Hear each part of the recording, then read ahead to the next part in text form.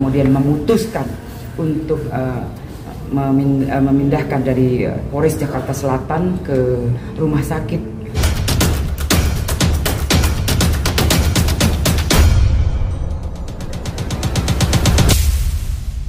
Kasus Loli dengan Fadel sejauh ini sampai di mana, Bu? Ya, yang jelas masih di dalam. Kemudian kemarin sudah kita lihat bersama untuk LM sudah ke rumah sakit Polri tentunya untuk pengobatan atau didalami lagi kejiwaan. Untuk LM sendiri di rumah sakit Polri sampai kapan ya, Pak?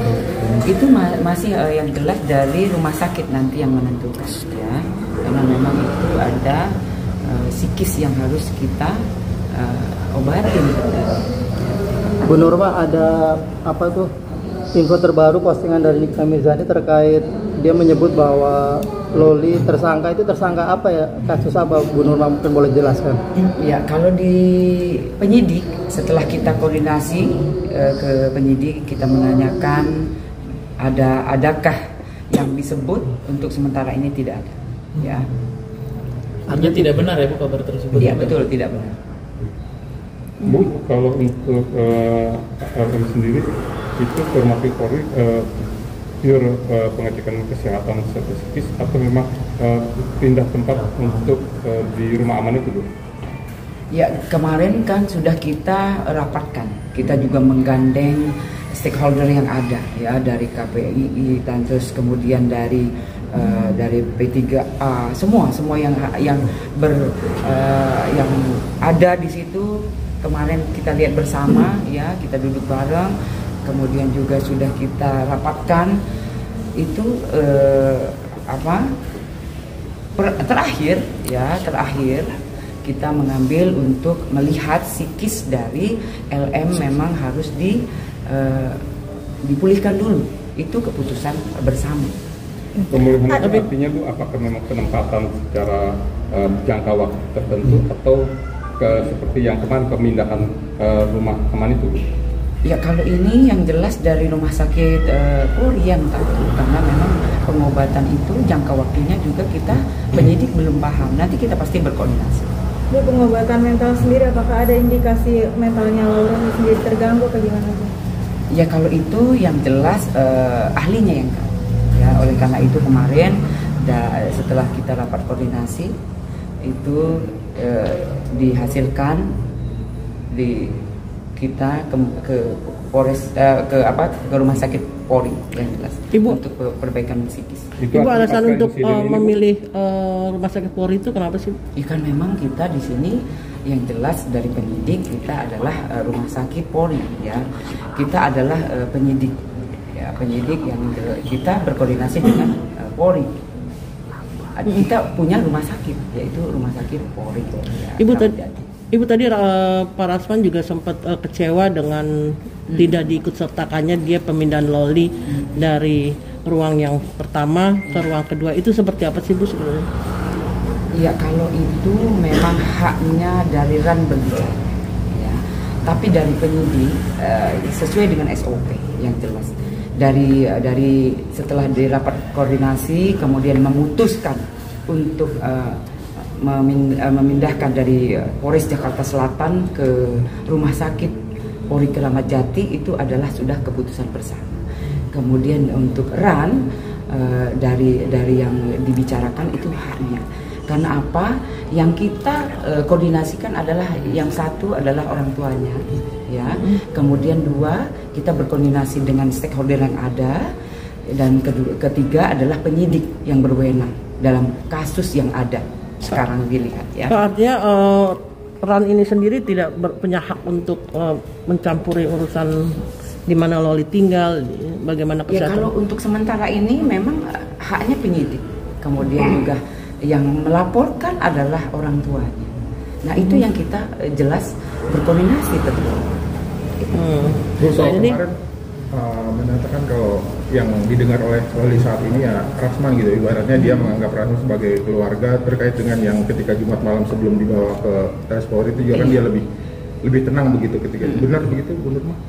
Ya, kalau kita melihat sendiri kemarin ya, karena memang semua masih didalami tentunya. Itu yang pasti ya, masih didalami oleh penyidik. Bu, apakah gangguan psikis itu karena peristiwa kemarin Bu, atau memang berkelanjutan dari peristiwa sebelumnya Bu? Kan kemarin sudah pernah diperiksa di rumah sakit RSCM. Nah, dari situ berlanjut ya, itu memang dari rapat kemarin keputusannya demikian. Artinya memang sudah ada indikasi memang kesehatannya terganggu atau gimana, jiwa mental itu? Ya kan kita dari kemarin ya, kita melihat dari sebelumnya ya, LM juga mungkin sedikit ada psikis yang mungkin sedikit menangis, kemudian juga berteriak ya. Nah, itu yang kita harus pulihkan. Bu, apakah benar setelah pengobatan RCM kemarin, terus udah merasa tenang, terus terjadi sebuah peristiwa yang kemarin di Jumat dini hari, apakah itu rangkaian dari peristiwa-peristiwa sebelumnya sehingga harus psikisnya kembali terganggu itu? Nanti kita tanya di penyidik ya, karena yang kemarin berwenang juga yang mengantar penyidik, kemudian keputusan itu yang diputuskan. Bu, biaya perawatan selama di RS Polri yang ditanggung negara, kementerian atau seperti apa? Oh, negara. Jadi itu adalah tanggung jawab oleh Rumah Sakit Polri. Kalau di Rumah Aman kemarin? Ya kalau Rumah Aman itu nanti kita koordinasi lagi ya, karena memang harus jelas yang siapa dan siapa itu harus jelas. Jadi saya tidak bisa juga berbicara di sini kalau saya tidak menanyakan langsung dengan sumbernya. Tapi biasanya kalau Rumah Aman itu untuk siapapun itu dibayar, dia bayar sendiri atau dibiayai negara? Ya kalau sementara itu memang semuanya itu ada di Kemensos ya.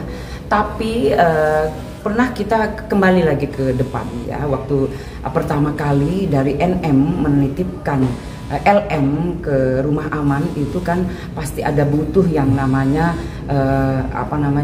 sesuatu ya, yang misalnya keperluan perempuan. Nah itu yang dipenuhi oleh NM sebagai orang tuanya. Yang keperluan itu yang pertama sekali ya, kita kemarin kita titipkan itu dari penyidik maupun dari NM itu yang dipenuhi. Ya. Bu, terkait informasi ada penyidik yang masuk laki-laki ke kamar LM itu gimana tuh? Masih kita dalami, ya kita dalami. Polisi masih kita dalami, ya pasti kita dalami. Jadi itu adalah keterangan atau informasi. Nah pasti kita dalami. Bu, apakah benar Loli tidak mau ditemuin oleh Nikita dan keluarganya, dan kalau Nikita mau menjenguk atau bertemu harus izin dulu kepada pihak Rasman yang diberikan ini apa kepercayaan kuasa? Ya, jadi ini masih kita tanyakan yang jelas ya. Jadi kalau saya berbicara pasti kita tanyakan ya. Jangan sampai ini menjadi permasalahan yang sebetulnya yang bisa menjawab adalah penyidik. Tapi dalam hal ini pihak kepolisian, dalam hal ini penyidik sendiri masih berpedoman bahwa koordinasi untuk LM sendiri lewat NM gitu. Ya karena yang melaporkan adalah NM. Kasus yang kita lihat bersama ini adalah NM yang melaporkan. Ya.